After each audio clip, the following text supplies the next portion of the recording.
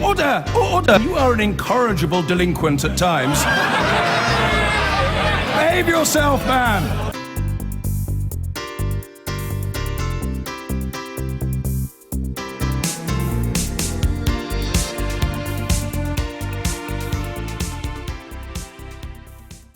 Now, earlier this week, the Liberal Democrat peer, Tony Greaves, suggested moving the UK capital out of London. This isn't the first time a member of the Commons or that other place has proposed bursting the Westminster bubble and relocating to the regions, but Tony Greaves isn't eyeing the usual suspects like Birmingham or Manchester or York or wherever.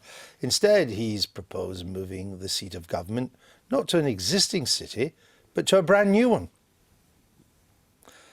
Tony Greaves suggested a 20-year project could see Parliament move to a new city further north, in the geographical centre of the country. He said an obvious location would be somewhere to the east of Leeds, Sheffield and Nottingham, on the M1 and HS2 routes, and with flat land for a new hub airport. Good luck with that. But while many might agree that the southeast of England is congested, there would likely be some debate about where a new capital might be located. According to Ordnance Survey, Morecambe Bay in Lancashire is the geographical centre of the United Kingdom. Not a lot of people know that, now you do. But looking only at Britain, that's England, Wales and Scotland, and the islands, then Haltwhistle in Northumberland and Dunsop Bridge in Lancashire have strong claims to the title. So let the lobbying begin for the new capital. We can speak now to Tony Greaves, who joins us from Salford. Given how long it took to build Terminal 5 at Heathrow, how long it's taken to get Crossrail going, how long it's taking to get HS2 off the ground, the idea we could build a new capital in 20 years would sound like fantasy, Tony Greaves. Well, perhaps it is, but other places could do it and we could do it. But the point is not to argue about how long it might take. The question is it something which is sensible and practical? And something has to be done about the fact that we have two countries in England and in Wales. We have the southeast and London, and the southeast and London that attract most of the investment. The wealth is growing there, where it's not growing anything like anywhere else. They're getting pretty well everything, and the dangers of this are we have an economic hothouse in the southeast, we have a huge congestion, real problems, and everywhere else in the country is struggling to keep up. If we really want to balance this country out, then we have to do something pretty dramatic. What examples would you point to of countries elsewhere that have decided to build a new capital city from scratch, that have worked? Oh, I'm not sure. I'm not suggesting there are any. I'm suggesting that in this country it is necessary, absolutely necessary. If every index you look at, everything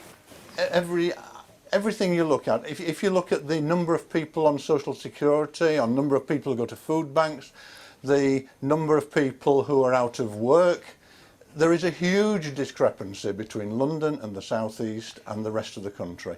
And we have to do something about the economic imbalance, which isn't just there, it's growing. But what's the link between these? Of course, the southeast is clearly the richest part of Britain. Indeed, London, the southeast, is per capita the richest part of Europe.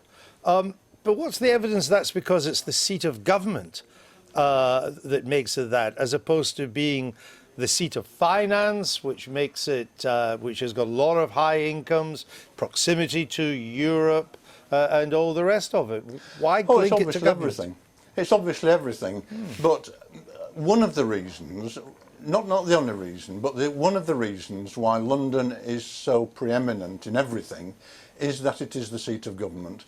And I'm not just talking about Parliament, I'm talking about government itself, moving the whole machinery of government. So the people in this country who make the decisions, who actually have more power than anybody else, are not in London. And it will, psychologically, it would have a huge effect on the way this country works. I mean, in my experience, places like Brasilia or Canberra, For a long while, even Washington, which was built as because they couldn't agree whether it was New York or Philadelphia after the Revolution, for a long while, even there, people couldn't wait to get out of them. I mean, they don't like them. Canberra, there's a mass exodus when the Parliament sits down. You're a Lib Dem. I would have thought, from your point of view, there was an easier solution. You believe in a federal Britain, that England should have its own domestic parliament in the way that Scotland has. Why not have proper federalism and have an English capital in the north? Well, if there is to be, I'm not sure there should be an English capital and an English parliament, but an English government, but they certainly should have a federal system, and it may be the north of England should be part of that federal system on a par with Scotland, but that's a different issue altogether. I think the real point here is that I'm not suggesting just an administrative capital. I'm suggesting that there should be a new city in the north of England, perhaps the size of Leeds and Manchester, 500,000 people, which wouldn't just be an administrative centre, it would also be a manufacturing centre and particularly a centre for new technology, a new university. So far more, it would be a proper integrated city that happened to be the capital of the country.